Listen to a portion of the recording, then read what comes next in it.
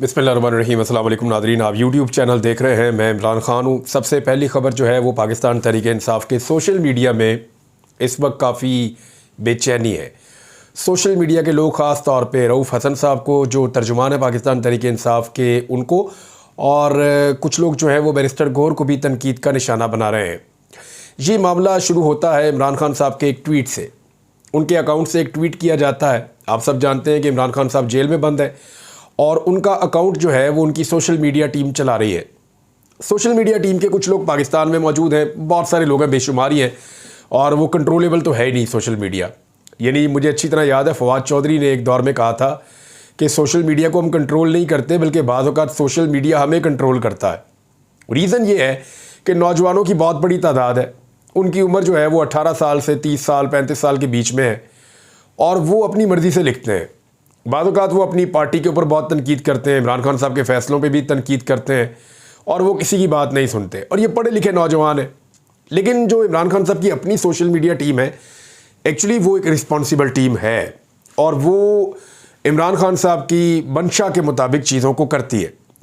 अब इमरान खान साहब के अकाउंट से हदूद रहमान कमीशन की रिपोर्ट के बारे में जो एक वीडियो अपलोड हुई, उस वीडियो का जो आखिरी हिस्सा है उसमें आर्मी चीफ़ की फ़ोटो थी, जो मौजूदा आर्मी चीफ़ है। उसको लेकर बहुत हसास हो गया पूरा पाकिस्तान का सिस्टम। वो ये कह रहे हैं कि तकाबली जायज़ा अगर है तो क्या आप मौजूदा आर्मी चीफ़ को उस दौर के आर्मी चीफ़ के साथ मिला रहे हैं। यानी इरफान सिद्दीकी साहब का स्टेटमेंट है, वो मैं आपको बता देता हूँ। इरफान सिद्दीकी साहब जो हैं वो अपने स्टेटमेंट में ये फरमा रहे हैं कि पाकिस्तान तहरीक-ए-इंसाफ़ के बानी चेयरमैन इमरान खान साहब ख़ुद को शेख मुजीबुर रहमान और आर्मी चीफ़ को जो है वो जनरल याह्या कह रहे हैं। तो आज की मुफ्ती बानी कौन है, इस किस्म का उन्होंने सवाल उठाया हुआ है। देखिए, वैसे अगर देखा जाए तो हर दौर के हालात अलग होते हैं। 71 के हालात और तरह के थे, आज के हालात और तरह के हैं। तब इंडिया की इंटरफेरेंस थी, आज किसी और मुल्क की इंटरफेरेंस हो सकती है। इमरान खान साहब कहते हैं कि उनकी हुकूमत गिरने में अमेरिका की इंटरफेरेंस थी, और कुछ लोग ये कहते हैं कि आज जो पाकिस्तान तहरीक-ए-इंसाफ़ के लोग कह रहे हैं, मौजूदा रियासती इदारे या वो इल्ज़ाम लगाते हैं कि उनके पीछे कोई बैरून मुल्क का हाथ है। इवन इंडिया तक का नाम ले लिया जाता है। तो ये चीज़ें वक्त के साथ साथ चेंज होती हैं। सिनेरियोज़ में ये देखा जाता है कि माजी में जो गलतियां हमने की, क्या वो हम आज कर रहे हैं, ये बड़ा सवाल है। इरफान सिद्दीकी साहब जैसा जो पढ़ा लिखा आदमी है, जिन्होंने सारी ज़िंदगी जर्नलिज्म में गुजारी है, उनको कम से कम इस बात का आइडिया होना चाहिए था कि मुमासलत का मतलब क्या है, कि कोई मुक्ति बाणी तो दोबारा नहीं ढूंढनी ना। मुमासलत का मतलब यह है कि माजी में जो गलतियाँ हो गई, मुमासलत वो इस चीज़ में बता रहे हैं कि माजी में इलेक्शन में मैंडेट था एक पार्टी का, वो दूसरी पार्टी को मिल गया, उसका पाकिस्तान को नुकसान हुआ। आज भी वो ये कह रहे हैं कि मैंडेट था एक पार्टी का, वो बाकी पार्टियों को मिल गया, उसका भी पाकिस्तान को नुकसान हो सकता है। तो वो उन चीज़ों को इकट्ठा करके कहना चाह रहे हैं। हाँ, प्रेजेंटेशन के ऊपर बात की जा सकती है कि जो चीज़ उन्होंने की, और इसी के ऊपर एक्चुअली पूछा जा रहा है। जो रऊफ़ हसन साहब हैं वो थोड़े डिफेंसिव नज़र आए। काशिफ अब्बासी साहब के साथ वो इंटरव्यू कर रहे थे, उसमें बैरिस्टर गौहर और इनके हवाले से कुछ खबरें शाया हुई हैं अखबारात में।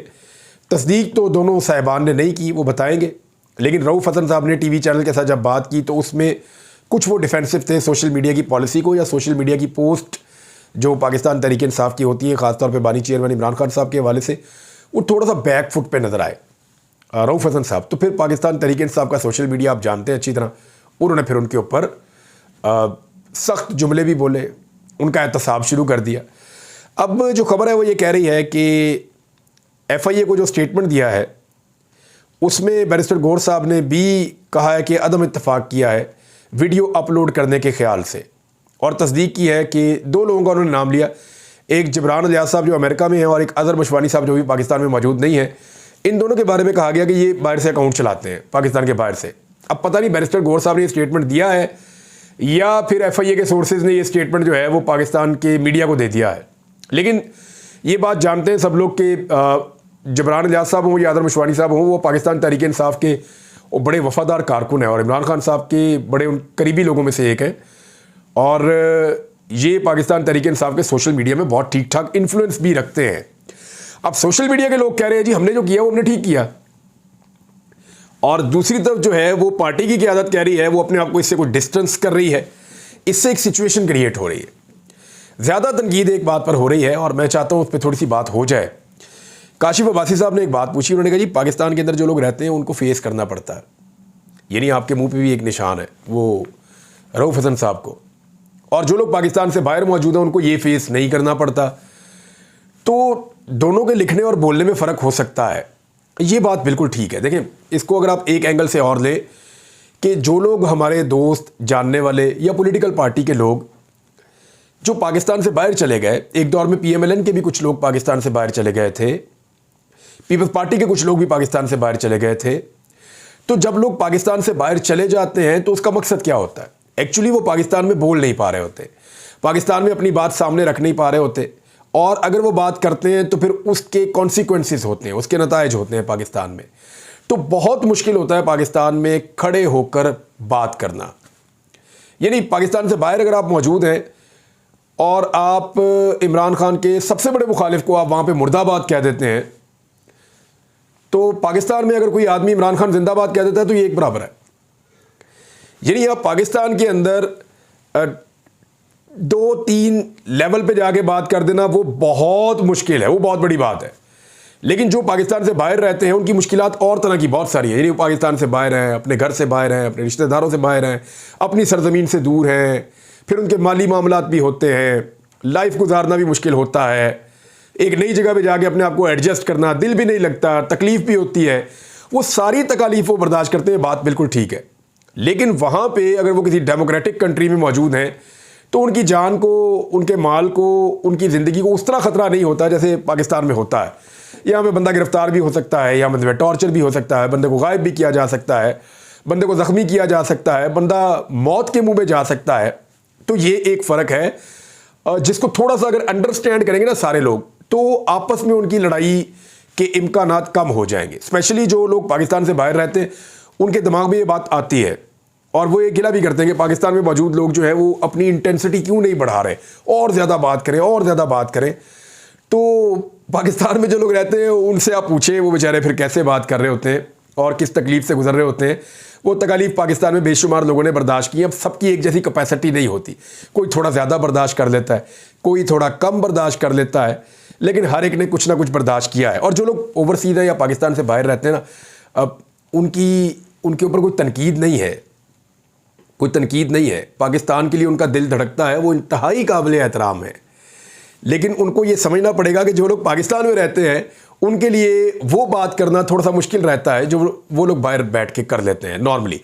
मेरे ख्याल में इतना काफ़ी है, ये चीज़ लोगों को समझ आ जाएगी। 2 बड़ी इंपॉर्टेंट और चीज़ें हैं जो मैं आपके सामने रखना चाहता हूँ। एक तो मियाँ महमूदुर रशीद साहब, उनके हवाले से ख़बर है उनकी तबीयत बहुत ख़राब थी और उसके बावजूद उनको अस्पताल से अपेंडिक्स का ऑपरेशन करने के बाद डिस्चार्ज कर दिया गया है। मोहम्मद उमैर साहब ने इसको रिपोर्ट किया। वो ये लिखते हैं कि तहरीक-ए-इंसाफ के मरकज़ी रहनुमा मियाँ महमूदुर रशीद, उनको सर्विसेज अस्पताल से डिस्चार्ज कर दिया गया है। अहले खाना ने मियाँ महमूदुर रशीद को अस्पताल से जबरी डिस्चार्ज करने की मजम्मत करते हुए कहा कि मियाँ महमूदुर रशीद की 2 दिन कबल अपेंडिक्स फटने पर सर्जरी की गई थी। अपेंडिक्स का जो ऑपरेशन होता है ना, ये पहले पेन आपको शुरू होती है, दर्द काफ़ी ज़्यादा आपकी बढ़ती है। मेरा क्योंकि अपेंडिक्स का ऑपरेशन हुआ है, जब दर्द आपकी काफ़ी बढ़ती है तो फिर आपको ये ऑपरेट करवाना पड़ता है। लेकिन अगर खुदा न खास्ता अपेंडिक्स फट जाए तो ये बड़ा सीरियस इशू हो जाता है। इसमें खुदा न खास्ता ये बहुत सीवियर प्रॉब्लम हो सकती है इंसान को, ये तो जान पे बन जाती है। तो उसमें वो ये बता रहे हैं कि 2 दिन कबल अपेंडिक्स फटने पर उनकी सर्जरी की गई। मियाँ महमूदुर रशीद का अपेंडिक्स फटने पर मैदा शदीद मुतासर हुआ। पंजाब हुकूमत ने ज़बरदस्ती महमूदुर रशीद को अस्पताल से जेल शिफ्ट कर दिया है। शदीद गर्म मौसम में महमूदुर रशीद का ज़ख्म ख़राब होने का खदशा बढ़ गया है। महमूदुर रशीद को इस हालत में जेल शिफ्ट करना इंसानी हुकूक की पामाली है। डॉक्टर हसन महमूद जो उनके साहबजादे हैं मियाँ महमूदुर रशीद साहब के, वो ये बता रहे हैं मियाँ साहब खुद चलते हुए पैदल जो है वो अपनी उस गाड़ी में गए एम्बुलेंस में, वहाँ से उनको वापस जेल शिफ्ट कर दिया गया। मियाँ नवाज शरीफ साहब का मुझे याद है अच्छी तरह, जब मियाँ महमूदुर रशीद की हुकूमत थी तो यास्मीन राशिद साहिबा वो भी हुकूमत में थी, तो नवाज शरीफ साहब अस्पताल आए तो 3-4 कमरे साथ वाले जो हैं वो सज गए थे। उनके सारे रिश्तेदार वहाँ पे मौजूद रहते थे। मियाँ साहब के लिए स्पेशल अरेंजमेंट्स किए गए थे अस्पताल के अंदर, वॉशरूम्स के अंदर, हर चीज़ के अंदर, और फूलों के गुलदस्ते हर वक्त, कारकुनों की तादाद आ रही है जा रही है, लीडर्स हर वक्त मियाँ नवाज शरीफ साहब के आसपास उनकी पार्टी के रहते थे। तो मियाँ साहब को बहुत फैसिलिटेट किया गया था। लेकिन अनफॉर्चुनेटली मियाँ साहब ने या उनकी साहबजादी ने कुछ नहीं सीखा। मुश्किल वक्त से, और जैसे ही उनके पास आसानी का वक्त आया तो उन्होंने दूसरों के लिए उसी पंजाब को जहन्नुम बनाकर रख दिया है। एक मिसाल आपको मैं और दे देता हूँ। सनम जावेद को अब गुजरांवाला रावली कैंट के एक मुकदमे के अंदर गिरफ्तार करके बहुत बड़ी तादाद में पुलिस आई और उनको गुजरांवाला शिफ्ट कर दिया गया है। सनम जावेद कौन है जी? एक पाकिस्तान तहरीक इंसाफ की कारकुन, एक आम कारकुन, जैसे बहुत सारे कारकुन आते हैं सड़कों के ऊपर एहतजाज करते हैं, और 9 मई में मुकदमे के अंदर उनको शामिल किया गया। मुमकिन है 9 मई के अंदर ये मुलव्विस भी हों, लेकिन एक मुकदमा हो सकता है ना। अब 5-6 शहरों के अंदर, मियाँ वाली के अंदर, सरगोदा के अंदर, मियाँ वाली में भी 3 अलग अलग मुकामात पे, सरगोदा के अंदर, फिर गुजरांवाला के अंदर, और फिर अब ये लाहौर के अंदर, तो जगह जगह तो मुकदमात में उनको मुलव्विस नहीं किया जा सकता ना। तो मेरी उनके शौहर से बात हुई, वो बेचारे रात 12 बजे तक जेल के बाहर खड़े रहे कि उनकी रोपकारें जमा हो गई हैं, उनकी तमाम केसेस में ज़मानतें हो गई हैं, लिहाजा उनको रिहाई मिल जानी चाहिए। लाहौर हाई कोर्ट में ये पटिशन मियाँ अली इशफाक साहब ने दायर की थी। मेरी मियाँ अली इशफाक साहब से भी बात हुई थी इस बारे में। उन्होंने कहा जी अब ये आज़ाद हो जाएंगी, क्योंकि लाहौर हाई कोर्ट में ये यकीन दहानी हुकूमत की जानिब से करवाई गई थी कि इनके ऊपर ये आखिरी केस है, अगर इस केस में ये निकल जाती हैं तो ये रिहा हो जाएंगी। फिर लाहौर हाई कोर्ट ने रिहाई का हुक्म जारी कर दिया, तो तमाम केसेस में बेल हो चुकी है। मियाँ वाली के 3 केसेस में भी बेल मिल गई थी, और अब बजाय इसके कि उनको रिहा किया जाता, 2.5 घंटे तक उनके घर वालों को इंतज़ार करवाया गया। वो सारे इंतज़ार कर रहे थे कि आखिरी रोपकार जमा हो गई, सब काम ठीक हो गया, अभी सनम जावेद बाहर आएगी, हम उसको लेकर घर चले जाएंगे। ये उनके घर वालों का आइडिया था। फैमिली के लोग भी पहुंचे हुए थे, उनके शौहर भी, माँ बाप सब गए हुए थे। लेकिन फिर अचानक हुआ ये कि गुजरांवाला की पुलिस पहुंची बहुत बड़ी तादाद में। उन्होंने जेल के बाहर एक घेरा बनाया और सनम जावेद को गुजरांवाला पुलिस के हवाले कर दिया गया, और 1 दिन का राहदारी रिमांड सनम जावेद का दे दिया गया। गुजरांवाला रावली कैंट में जो मुकदमा है उसमें 51 लोगों को 5 साल की सज़ा पहले सुनाई गई है, और इस मुकदमे में अब डाल दिया गया है सनम जावेद को। आलिया हमदा साहिबा भी इसी सूरत से गुजर रही हैं, यास्मीन राशिद साहिबा भी इसी सूरत से गुजर रही हैं। देखिए, जो 9 मई का मुकदमा है, जो जेन्युइन मुकदमा है, उनमें तो जो लोग मुलव्विस हैं उनको सज़ा तो मिलनी चाहिए। इमरान खान साहब भी ये कहते हैं, सारी पार्टी उनकी ये कहती है। लेकिन उसके बहाने पंजाब हुकूमत जिस किस्म की अब सियासत कर रही है, जिस तरह लोगों को दबा रही है, दीवार के साथ लगा रही है, ये वो अपने सियासी मकसद के लिए कर रहे हैं, और इससे नुकसान पहुंचेगा उल्टा उन मुकदमों को जिनको सही तरीके से चलाया जाना चाहिए था। बहरहाल सनम जावेद ने बड़ी हिम्मत दिखाई, और आज फिर उनकी जो तस्वीरें और वीडियोज़ आई वो मुस्कुराते हुए और हंसते हुए आई। उन्होंने कहा जी फैसलाबाद हो, गुजरांवाला हो, कोई बात नहीं, सब अपने इलाके। और हम हमेशा से सुनते थे एक निहत्ती लड़की के बारे में, ये नारे हम सुन रहे हैं 90 की दहाई से। तो एक्चुअली जो निहत्ती लड़की हमने देखी है ना, बेनज़ीर भुट्टो साहिबा भी बहुत मजबूत खातून थी, लेकिन उनके पीछे एक बहुत बड़ी पॉलिटिकल फोर्स थी, वो लीडर थी, बहुत बड़ी आलमी सतह पे उनके लिए आवाज़ें उठती थी, तो वो उनके पीछे एक बड़ी सपोर्ट थी, एस्टेब्लिशमेंट में भी उनकी सपोर्ट थी। फिर मरीम नवाज़ के बारे में कहा जाए तो वो आपको पता ही है सपोर्ट किस नौइयत की थी।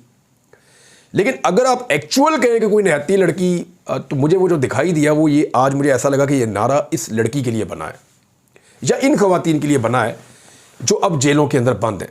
तो बड़ा अनफॉर्चुनेट है, बार बार ज़्यादती, बार बार जुल्म, और फिर जुल्म के ऊपर फिर जुल्म। तो इसका सिलसिला रुकना चाहिए। रियासत को मेरे ख्याल में अब रास्ता निकालना चाहिए, पाकिस्तानियों के साथ मामलात को आगे बढ़ाना चाहिए।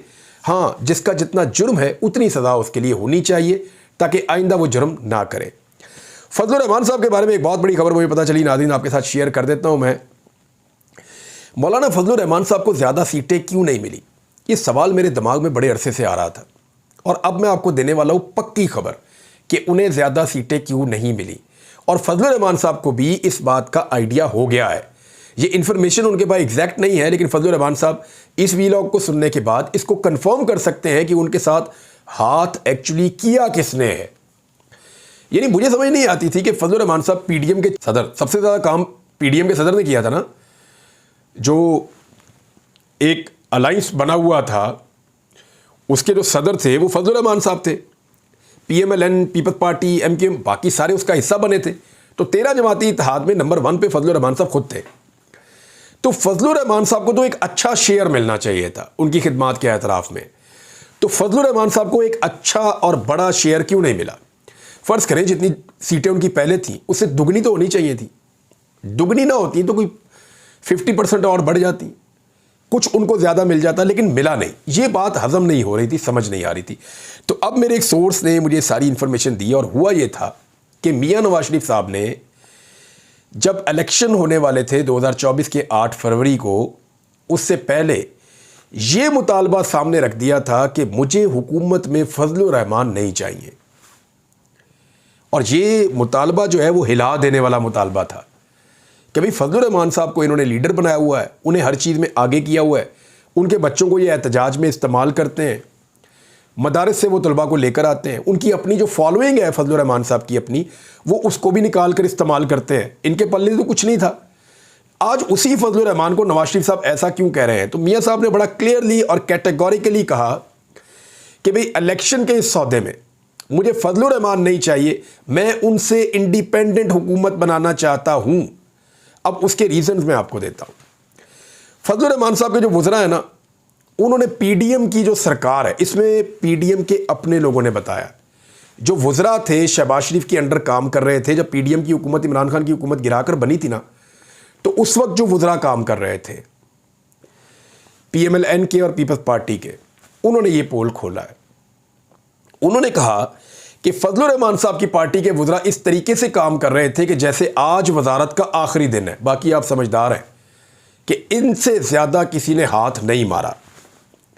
ये बात पीएमएलएन और पीपल्स पार्टी के साबिक वज़रा, जो पीडीएम के पहले दौर में इमरान खान की हुकूमत गिरने के बाद जो बना था, उस वक्त जो वज़रा थे और जो उस वक्त हुकूमत के अंदर लोग मौजूद थे, वो ये कंफर्म करते हैं कि फजलुर रहमान साहब के जो वज़रा थे उन्होंने बहुत तबाही फेरी। तबाही तो सारी फेरते, लेकिन उन्होंने बहुत तबाही फेरी है। इस पे मियां नवाज शरीफ साहब और पीएमएलएन की क़यादत खाइफ थी। उन्हें लगा कि अगर डिलीवर करना है या आगे बढ़ना है तो फजलुर रहमान साहब से जान छुड़वानी पड़ेगी, हमें फजलुर रहमान साहब के बगैर हुकूमत बनानी होगी, कुछ भी करके। तो इसलिए फजलुर रहमान साहब को उनका वो शेयर नहीं मिला। और ये बात पहले से तय हो चुकी थी कि फजलुर रहमान साहब को जो एक मैंडेट के ऊपर डाका डल रहा है पाकिस्तान तहरीक इंसाफ के, उसमें से फजलुर रहमान साहब को शेयर नहीं मिलेगा। हाँ, पीपल्स पार्टी को मिल जाएगा, एमक्यूएम को मिल जाएगा, पीएमएलएन को मिल जाएगा, और वो मिला भी, आपने देखा फॉर्म 47 के मुताबिक। लेकिन फजलुर रहमान साहब को शेयर नहीं मिला। अब फजलुर रहमान साहब कंफर्म कर लें कि उनको जो शेयर मिलना था या उनको जो इजाफी नशिस्तें मिलनी थी पाकिस्तान तहरीक इंसाफ को डैमेज करके, वो ना मिलने के पीछे मेन शख्सियत कौन थी। फजलुर रहमान साहब को बहुत जल्द इसका अंदाज़ा हो जाएगा कि उसके पीछे मियां नवाज शरीफ थे, जिन्होंने फजलुर रहमान साहब के बगैर हुकूमत में जाने का मुतालबा किया था, क्योंकि वो फजलुर रहमान साहब की बैसाखी नहीं पकड़ना चाहते थे। उन्हें आइडिया था कि इनके साथ चलना मुश्किल होगा। और भी चीज़ें बताता हूँ बाद में। अब तक के लिए इतना ही। अपना ख्याल रखिएगा, अपने इस चैनल का भी। अल्लाह हाफ़िज़।